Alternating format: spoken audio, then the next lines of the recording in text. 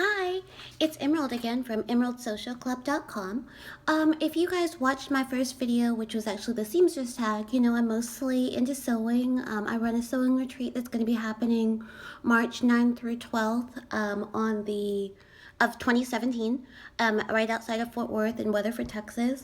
And you also know probably that I don't have a whole lot of other interests besides sewing, but one of the few that I have is decorating my home and DIY projects. So this video is actually going to be showing how to DIY an old dresser that I got and making it into a kind of like a entryway type of piece of furniture, taking it from what it was to making it beautiful like I wanted it to be and to fit my home.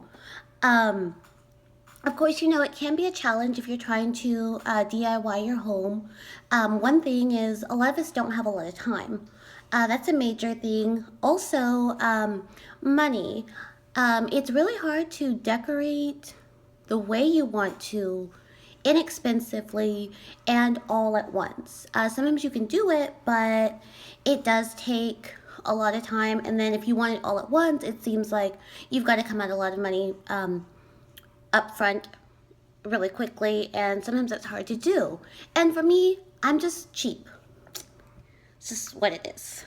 And then also, it is kind of hard to find the look that you want on a budget. So, and then also with that, you know, going here and there. So it's all kind of boils down to time, money, and finding the look that you want. I'm sort of a modern glam kind of girl. I like a lot of the modern design, but I like a lot of sparkles and gold and stuff too.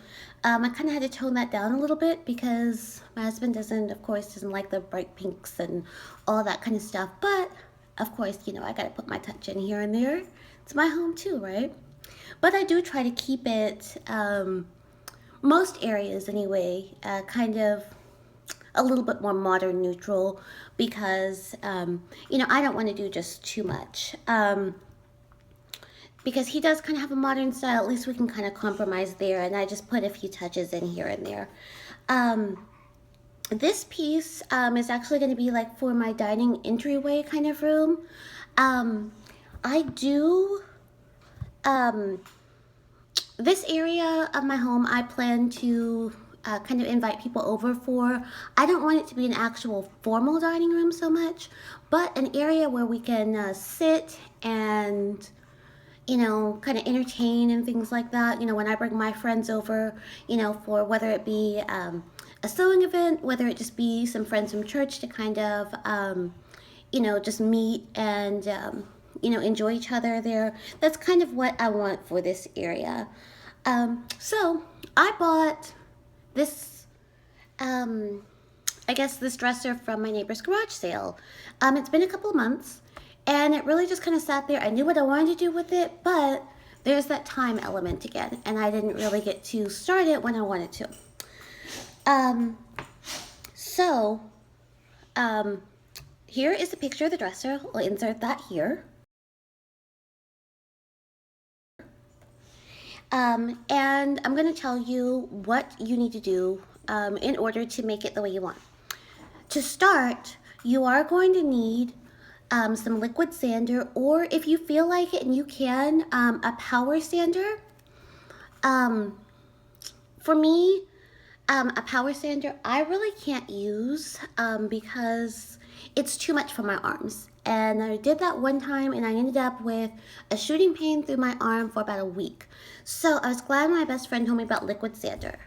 You also need a painting drop cloth, you know, because whatever space you paint on, you don't want to have it all full of paint. You'll need a screwdriver to remove any old hardware and a coarse cloth to use with the liquid sander. You'll also possibly need gloves, and then maybe for large chips, if there are large chips in your piece of furniture, something like wood filler, and a sanding sponge for that, or a small piece of sandpaper. Don't forget your protective gear. Of course, it's best if you can have something like some goggles and maybe even a face mask, one of those kind of hospital-like mask maybe, or something to keep the dust out of your nose and mouth, because you definitely want to stay protected so that you can continue to enjoy your home. Be sure to remove all hardware first and then clean off your furniture. You can really just do that with a basic cleaning supply. I just use baking soda, water, and a little bit of vinegar. That's non-toxic, and those are things that pretty much everyone has at home. And then you'll go ahead and let that dry off a bit and then sand it down. Either use the liquid sander following the directions or any other sanding method that you choose to use. And then take that wood filler if there are bigger chips and put that in. You'll need to let that dry. Here is a picture of the wood filler that I used. You can buy that at Home Depot or probably anywhere. You'll need to follow directions on that as well. This one says for like small nicks and things like that, about 15 minutes to let dry and then you can sand. But if you've got some larger holes, you'll need to probably let it dry for about 8 hours.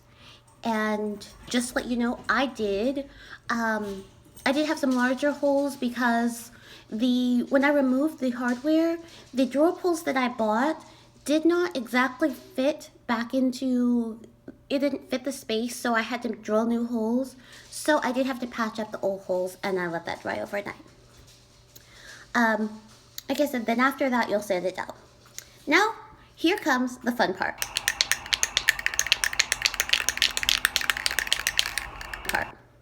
For this, you will need possibly primer, depending upon the paint type that you use, spray paint, or if you want, you can use regular paint. I just use spray paint because it's easier for me, and just be sure that you do buy enough spray paint because I didn't realize that I would need like 5 cans. So it did. It was a couple of different trips back and forth to the store. I bought my, it's called Sea Glass Krylon, and it has paint and primer in it. So I didn't need to buy any additional primer, and I just bought it at Joann. And of course, if you sew or do any kind of arts and crafts, Joann always has great coupons. So the paint was like $7.99, and then I would use a 40 or 50% off coupon. So it was relatively cheap to get that type of paint. You'll also need to, if you want, like I said, use gloves because you don't want that spray paint on your hands. So here we go. So you'll want to spray evenly and I recommend waiting however much time is on your can of paint or whatever the amount of time you'll want to let dry between coats, and apply as many coats as desired for an even finish. On the spray paint that I used, honestly, it probably took 6 or 7 coats. And like I said, it used a primer. It said a primer was already in it, but I didn't need any more. But I think I probably should have used a primer. That might have, made it a little bit more even without so many coats.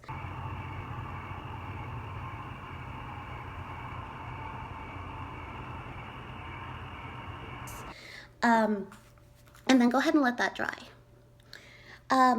For the next part, like I said, I got some different drawer pulls because I didn't like what was on there.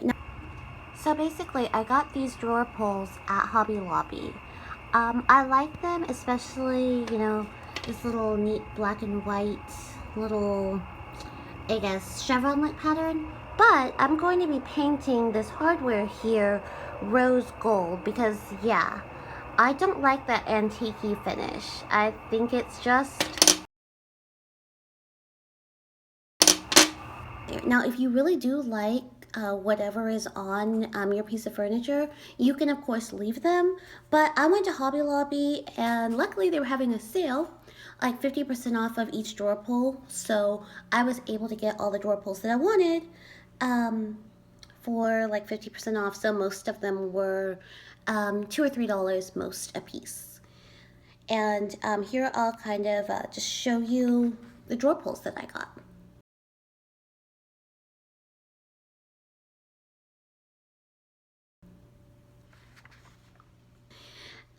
Here is a couple of pictures here of the drawer pulls up close that I used. After you do all of that, you'll want to go ahead and maybe dust the inside of your drawers and then put in some contact paper.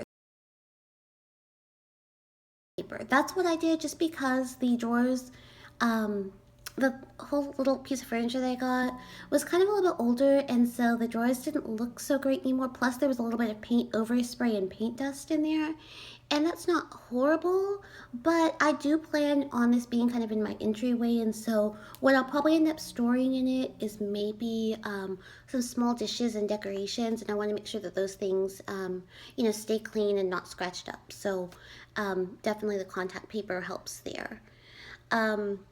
I measured it out. Luckily, the contact paper that I had, I probably wouldn't have bought that necessarily for these drawers, but I had some left over from doing my pantry, and I really wasn't going to spend money on buying more when I had enough to finish this project.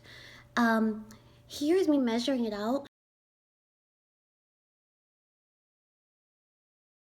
To keep it down, of course, I used my dog's toy because that was what was right there. So, however you can get it flat to lay it and measure it. And then just place it in. Of course, contact paper is very easy and easily removable, so you can just, go ahead and put it right in. And, basically here is my finished piece.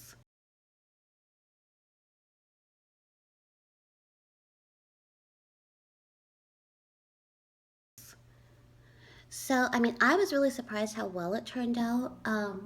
I thought it looked pretty great, actually. It really surprised me myself. So, definitely this is gonna go like in my entryway, and hopefully by the time I get that whole room together, I'll come back and show you guys how it all looks and how everything is.